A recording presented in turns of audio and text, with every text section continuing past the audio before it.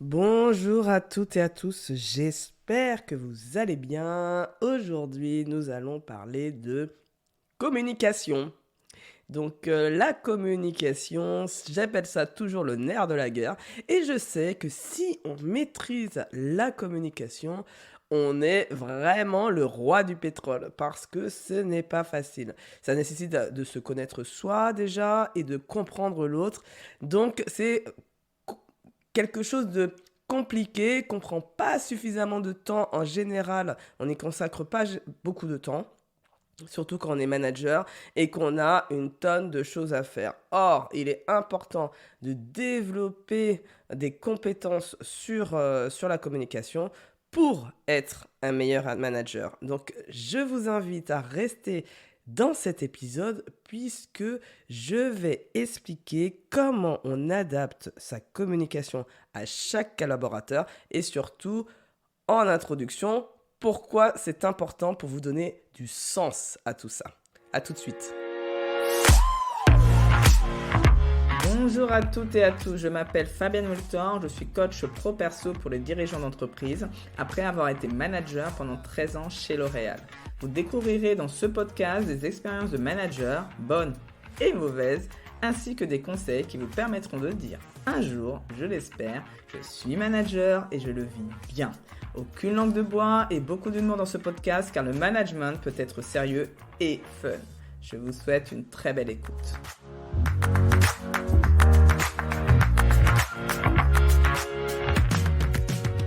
Donc généralement, quand on commence un poste de manager, ça dépend des conseils, des bons conseils que peut vous donner votre N+1, qui peut vous dire, parce que maintenant ça commence à changer, les choses changent heureusement en entreprise, qui peut vous dire que ce sont aux collaborateurs de s'adapter à leur manager. Bon, je pense que quand même, avec tous les articles, toutes les communications qu'il y a aujourd'hui, j'espère que ça ne se dit plus, mais bon. Si ça se dit, n'hésitez pas à me le dire, comme ça je vais me dire, ben voilà, il y a encore du travail sur ce point de vue-là. Néanmoins, l'idée c'est de se dire pourquoi c'est important, parce que même si on se dit, ok, d'accord, bon, j'ai compris que je dois adapter ma communication, mais déjà d'y donner du sens avant de vous donner les clés, puisque aujourd'hui, ça sera un épisode un peu particulier, parce que je vais vous donner un concept et une compétence comportementale à développer et une pratique à réaliser dès la fin de l'épisode. Donc restez jusqu'au bout. Mais avant ça, nous allons discuter du pourquoi c'est important. La première chose, c'est important d'adapter sa communication pour le collaborateur. Déjà, c'est vraiment dans une démarche altruiste qui est que pour que le collaborateur se sente inclus et important.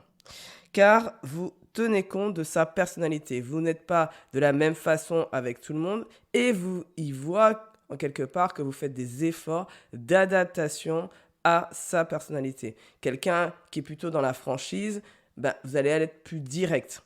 Quelqu'un qui a besoin d'être plus rassuré avant d'avoir justement de nouveaux challenges, ben vous allez passer un peu plus de temps en amont pour pouvoir lui dire que vous lui faites confiance, qu'il se sent capable, etc.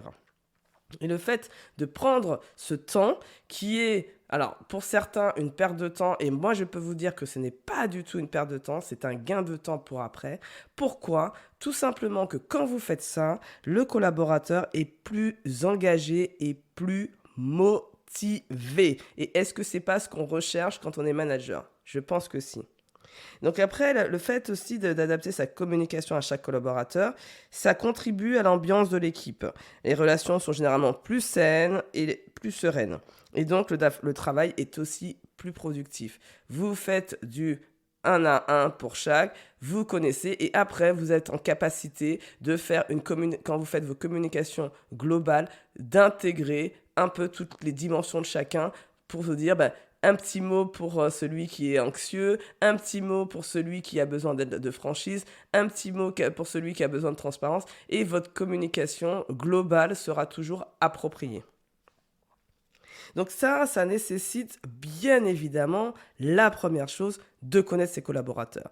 Le nombre de managers que j'entends et qui ne connaissent pas, quand je commence à poser des questions sur chacun de leurs collaborateurs, me disent je ne sais pas ce qu'il pense, je ne sais pas ce qu'il aime, je ne sais pas quelles sont ses motivations, je ne sais pas même est-ce qu'il a des problèmes familiaux, je ne sais pas. Non, ça c'est pour moi, vous devez savoir un minimum, je ne dis pas de connaître toute l'entièreté de la personne. Quoique, quand on passe quand même pas mal d'heures ensemble, rappelez-vous que vous passez généralement même 7 heures, à peu près 7 heures avec chaque collaborateur par jour, avec soit, pas forcément vous le voyez, mais en tout cas beaucoup d'interactions, même par mail, par messagerie instantanée. Donc tout ça contribue au fait que à un moment donné, ce qui est important de savoir, c'est de connaître l'autre, ses comportements, ses émotions, ce dont il a besoin, quelles sont ses motivations intrinsèques, c'est-à-dire ses propres motivations, ses ressources qui viennent de lui et non des motivations extérieures. Donc tout ça, ça nécessite de bien connaître le collaborateur pour pouvoir savoir le faire. Et donc pensez à des événements type déjeuner régulier pour mieux connaître vos collaborateurs. Pour moi, vous devez voir déjeuner ou faire un café, avoir une forme de régularité dans ce rituel. Toutes les semaines, vous devez voir de manière informelle vos collaborateurs. Donc je sais qu'avec la distance, c'est un peu plus compliqué. Je sais que vous trouvez plein d'astuces. Il y a des gens qui font des cafés virtuels et donc c'est leur moment de pause. Il y a des gens qui déjeunent ensemble aussi pendant la pause. Chacun mange devant son ordinateur. Oui, c'est pas le mieux, mais quand on décide de travailler en remote ou en télétravail, c'est comme ça. C'est aussi de s'adapter. Donc, dans cet épisode, maintenant que j'ai expliqué le sens et j'espère vous avoir convaincu sur le sens du pourquoi il est important d'adapter sa communication à chaque collaborateur, je vais vous donner le premier concept qui vous aidera à adapter cette communication. Donc le premier concept qui est pour moi, que je donne régulièrement à mes clients en coaching individuel, qui est la roue de l'autonomie. Pour moi, c'est le basique, c'est-à-dire c'est le premier niveau que tout manager doit connaître. Donc c'est une roue, vous imaginez un cercle et vous le coupez en 4. Donc comme un camembert qui est avec 4 quartiers. D'accord ? Donc, la roue de l'autonomie, c'est un concept qui est issu de l'analyse transactionnelle. Elle permet en fait d'adapter son management auprès des collaborateurs et ce sont les 4 stades de développement par lesquels va passer une personne dans sa relation avec l'autre. Et donc, quand vous voyez que cette roue, elle est en 4 là, donc il est important de savoir que tout le monde passe par ces 4 quartiers et toujours dans le même sens. Donc, qui est le sens contraire d'une aiguille d'une montre. Donc, vous imaginez l'aiguille d'une montre et vous faites le contraire. Et donc là, vous avez dessiné, si vous avez un papier, profitez-en pour dessiner, comme ça vous pouvez après faire le schéma. Et si vous n'avez pas le papier à côté de vous, pensez que le lundi, il y a la sortie de l'épisode et vous pouvez retrouver cette roue de l'autonomie qui sera certainement en première page. Donc là, on se dit que chacun passe par chaque quartier et ce qui peut changer, c'est pas on squeeze aucun quartier, d'accord ? On passe forcément par chacun, mais par contre, il y a des collaborateurs qui peuvent aller plus vite que d'autres pour passer de l'un à l'autre des quartiers. Donc maintenant, je vais passer à la description de chacun des quartiers. Donc, vous imaginez toujours votre cercle, vous êtes en haut à gauche. Et donc là, vous écrivez que c'est le degré 0 qui est le niveau de dépendance. Donc là, c'est généralement quand nous débutons dans un poste. À ce stade, le collaborateur a besoin d'être pris en charge et d'apprendre. Il dépend de son responsable et vous devez être très présent dans la conduite de ses tâches. Le collaborateur ne doit pas rester trop longtemps dans ce premier quartier car le problème, c'est qu'il risque d'être ce qu'on appelle, vous savez, un bini-oui-oui. Donc, c'est les personnes qui font exactement ce qu'on demande de faire. Et d'ailleurs, des fois, ça vous énerve parce que vous dites « Mais il prend aucune initiative, c'est insupportable ». Donc, c'est probablement qu'il est resté encore dans ce stade 0. Et donc, vous êtes vous, manager, responsable d'accompagner gentiment ce collaborateur de la dépendance au quartier qui est juste en dessous, qui est le second quartier qu'on appelle le degré 1 et la contre-dépendance. Donc là, le collaborateur commence à prendre de l'assurance.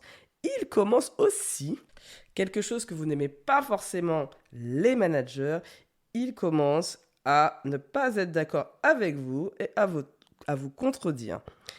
Car en fait, il a besoin de votre parole pour construire sa propre parole. Donc ne le prenez pas personnellement.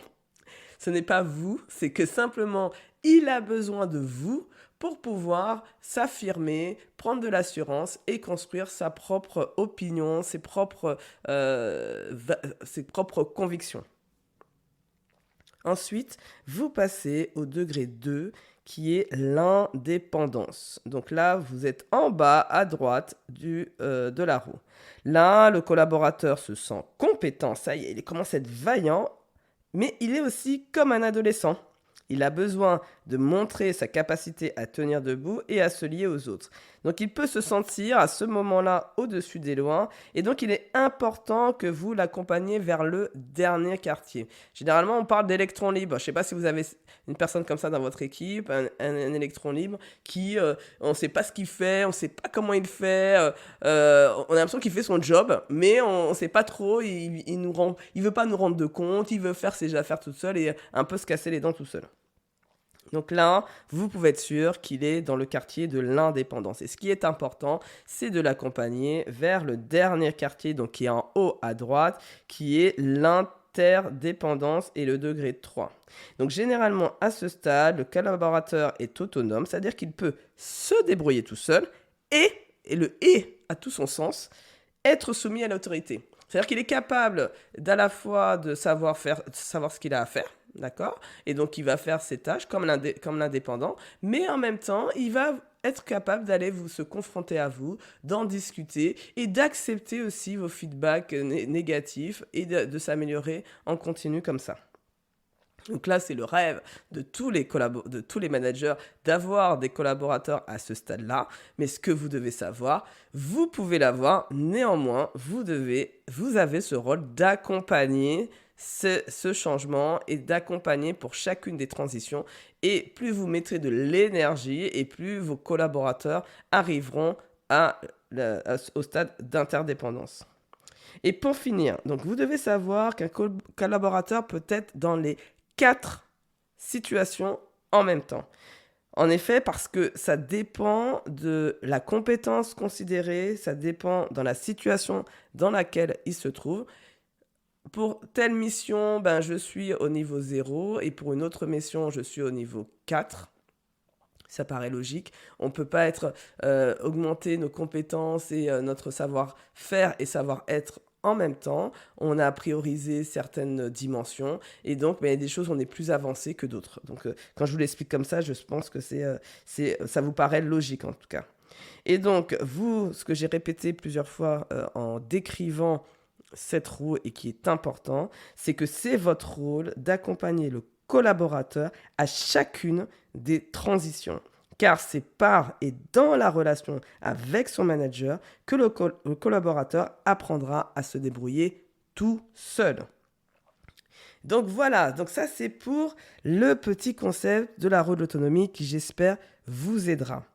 La deuxième chose que je vais vous transmettre aujourd'hui, c'est la compétence comportementale. J'en parle souvent et pour moi, elle est indispensable à développer. C'est ce qu'on appelle l'empathie. Alors, qu'est-ce que l'empathie ? Ce n'est pas la sympathie, attention. C'est-à-dire la sympathie, c'est je ressens les émotions de l'autre.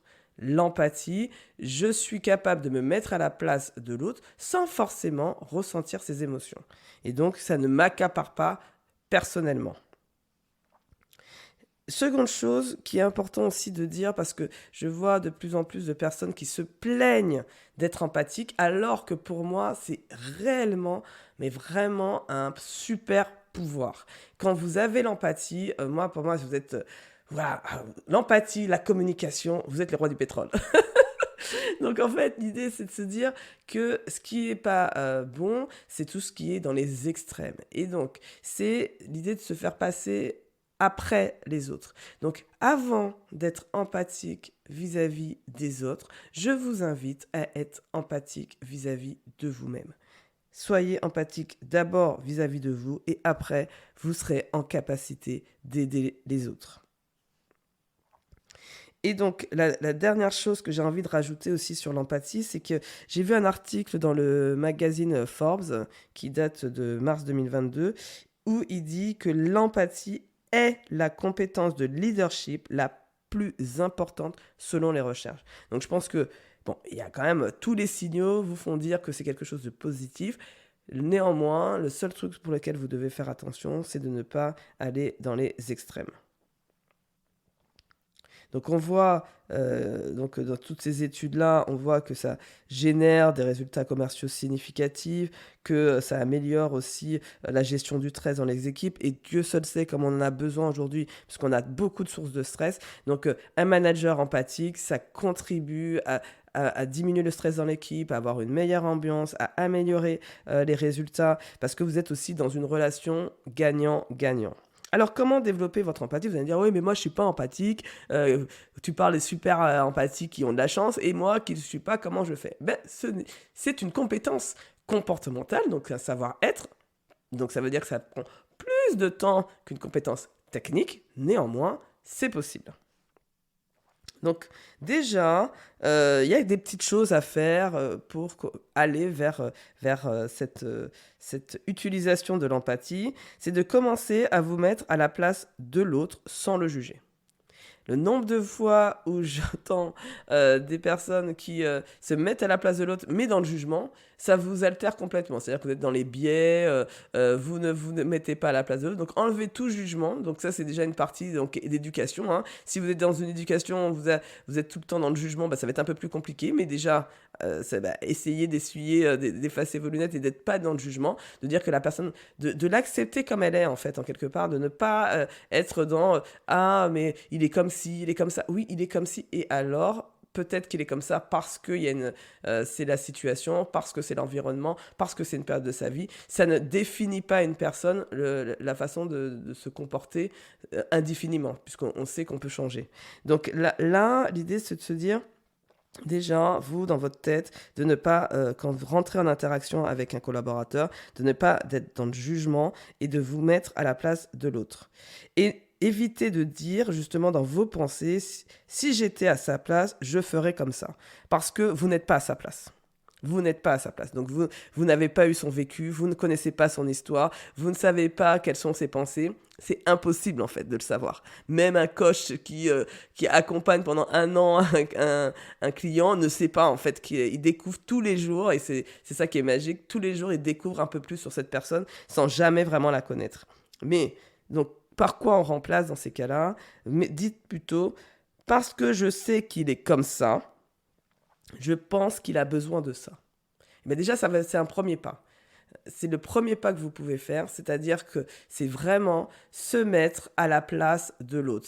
J'ai un cadre de référence, j'ai une vision du monde, une façon de voir le monde qui est complètement différente de la vision du monde de l'autre. Et donc, comment je fais pour, en tenant compte de sa vision, d'imaginer ce qu'il pourrait faire ou ce qui lui ferait plaisir. Donc ça, c'est vraiment ça, c'est penser à ces cadres de référence, penser à ces visions du monde, c'est comment je me mets j'adopte en fait la vision du monde de l'autre et comme ça, je rentre en communication en tenant compte de son cadre de référence. Et si vous hésitez parce que vous dites, mais je vois vraiment pas, j'observe, je regarde, et malgré ça, je n'arrive pas à comprendre, je rentre pas en relation avec cette personne-là, eh bien à ce moment-là, vous posez des questions. Vous posez des questions parce que vous ne savez pas. Donc, vous ne savez pas ce qu'elle pense, vous ne savez pas ce qu'elle veut. Eh bien, il n'y a pas 10 000 solutions que de poser des questions à la personne, au collaborateur. Ainsi, on arrive légèrement et facilement à la pratique activable dès demain que je voulais vous livrer dans cet épisode. L'idée, c'est que c'est tout à fait en lien avec ce que je viens d'expliquer.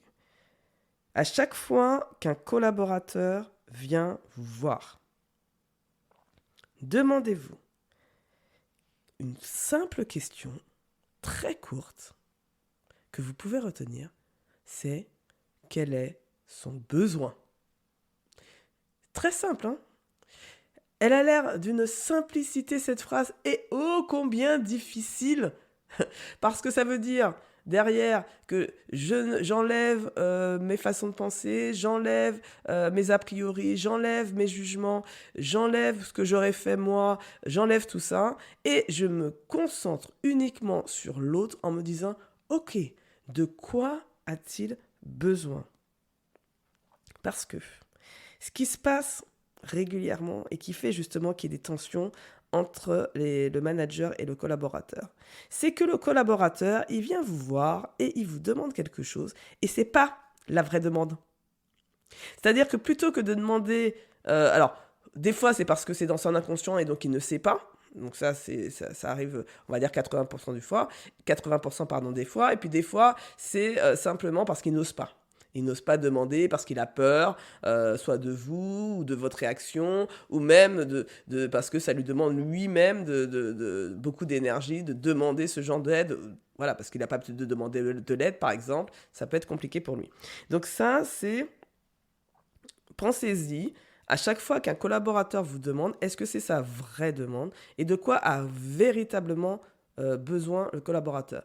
Je donne un exemple très concret. Souvent, quand un collaborateur vient vous demander de l'aide, il ne va pas le demander, est-ce que tu peux me demander, j'ai besoin d'aide? Il va dire, voilà, j'ai ce dossier chaud, je ne sais pas comment faire, c'est le bazar, c'est n'importe quoi, etc. Et puis l'autre, il fait pas ci. Et donc, en fait, il met de la responsabilité sur les autres sans prendre lui-même sa part de responsabilité sur l'environnement, sur un autre collaborateur. Déjà, là, si vous vous posez la question, quel est son besoin, probablement que vous allez répondre, si vous ne vous posez pas la question, vous allez répondre du tac au tac, t'as qu'à faire ci, tu fais ça, et puis tu dis à l'autre de faire ci, etc. En fin de compte, c'est peut-être pas du tout ça son besoin, ça peut être simplement qu'il avait besoin qu'il en avait gros sous la patate, émotionnellement parlant, il avait besoin de se livrer à quelqu'un, et donc vous êtes son manager et c'est à vous qu'il se livre.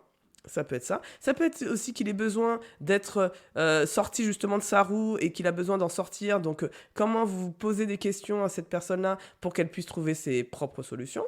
Et en fait, si vous ne lui demandez pas et que vous répondez du tac au tac, vous allez souvent tomber à côté de la plaque. Donc, l'objectif, c'est vraiment déjà de comprendre c'est quoi qu'il veut vraiment, ce dont il a besoin. Et en fonction de ça, vous apportez l'aide dont il a besoin et pas ce que vous pensez qui est important pour lui. Déjà, faites ça, c'est déjà un grand, grand pas dans le management.